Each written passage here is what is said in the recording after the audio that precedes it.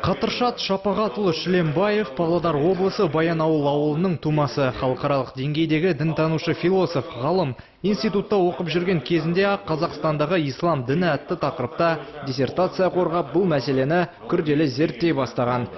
Жалпы мынау Ньютон дейді ғой. Ньютонның саласы бойынша оның істеген қызметтері көп. Әсіресе қазір ол өзекті болып жатыр. Себебі ол кісі дін мәселесін зерттеген, дінтанудың негізін қалаған Қазақстанда.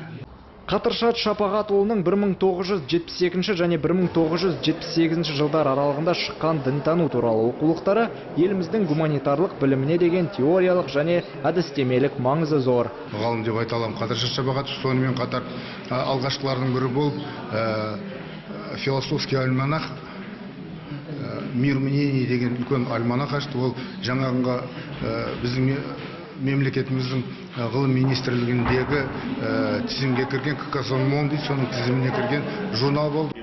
Конференция барысында ғалымдар заманауи ғылымдағы философия мен дін мәселелерін тереңірек талқылады. Мәжіліске еліміздің түпкірінен келген ғалымдардан бөлек Сұлтанмахмұт Торайғыров атындағы Павлодар мемлекеттік университетінің ұстаздары, магистранттары және студенттері қатысты.